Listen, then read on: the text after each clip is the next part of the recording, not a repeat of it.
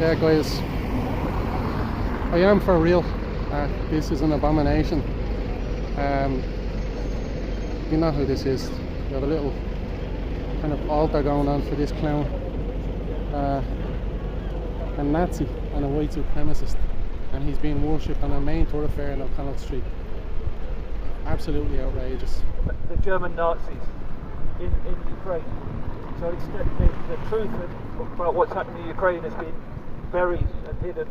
Massive censorship, not only of Russian media, but any media in the West, YouTube, Twitter, Facebook, anything which tells the truth about Ukraine is shut down.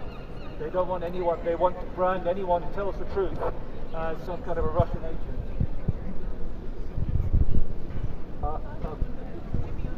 We live in a world full of lies.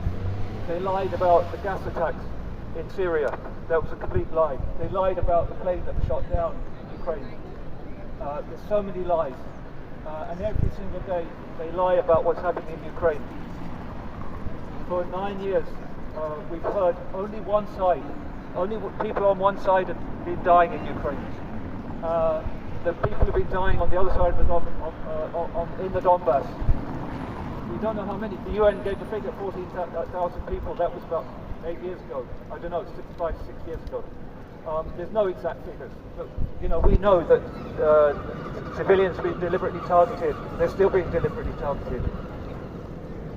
But now we can see the end of the war is in sight, and we're looking forward to a new Ukraine where there's actual a restoration of democracy and people's national rights, the rights of Russian speakers and other national groups in Ukraine. The restoration of, you know, because there isn't any democracy. After after the Russian intervention, every political party in Ukraine was banned, and even before that, you couldn't be a communist in Ukraine. That was the second or third largest party in Ukraine. Dozens of radio and TV stations were closed down. So we're looking forward to a new Ukraine and a peaceful future. We've seen in Mariupol the incredible rebuilding of that city. With the Russian help, they're building a beautiful city there, new blocks of flats and hospitals and schools. But we know that even when a new Ukraine comes into being, right now they're planning the sabotage groups who will conduct terror operations, blow up bombs and so on, like they're trying to do in Russia. And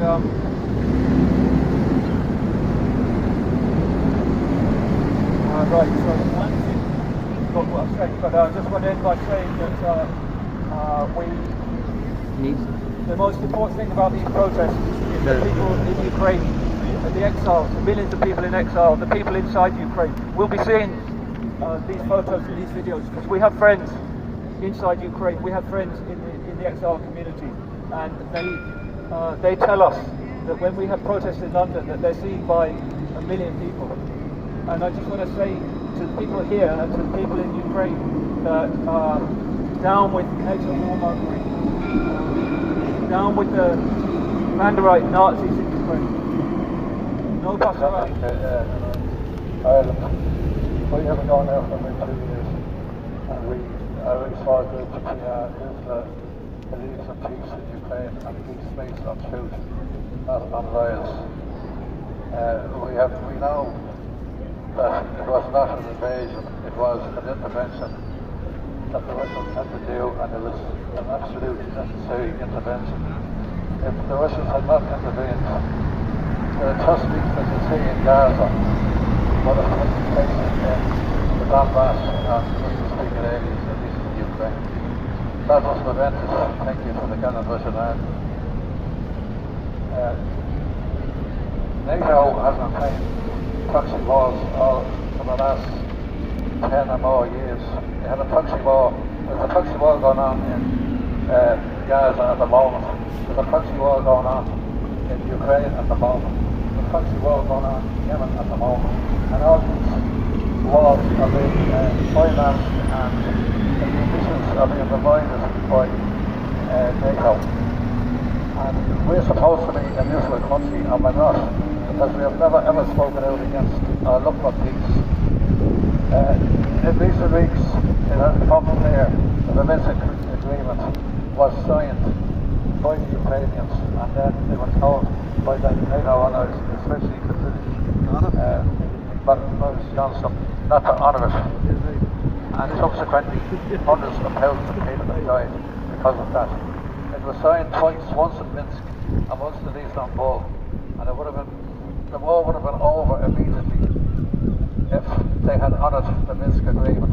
So what we should be pushing for in Ireland is implementation of the Minsk agreement. There might be only a few of us here, but we have more influence than you think. There's a lot of Russian people that want to be here today, but they cannot be here, and are probably fearful of being here because of the hysteria and anti-Russian phobia. And it is, I've never seen that like this since. I'm old enough to remember the Cold War when friends were under the bed. And I was lucky enough because my father was a vet, and he was outside the bed. Otherwise, he was probably in the bed and couldn't have slept. So I was there. It was unreal. I think communist ones were bed. And that kind of hysteria was split up at the beginning of this war. Now, we're breaking that down gradually, and it'll probably snowball very, very shortly, because Ukraine, the Nazi forces in Ukraine, which at the moment made up mainly of mercenaries, because all of the manpower is gone. When you see them recruiting women and 60-year-old men into their front ranks, you know that they have been deeply in their ranks. And it's only a matter of time, and a short amount of time, that they're going to have victory. And when we have victory, there will be a new reflection and study done on the whole thing. So everyone just stay calm, to keep pound away. We get there. You might think we are, but we are. Thank you for turning up. On Adivka. It was a hard-fought battle, and it looks like being a turning point in the conflict. Obviously not without losses, and for that I send my thoughts out to the families.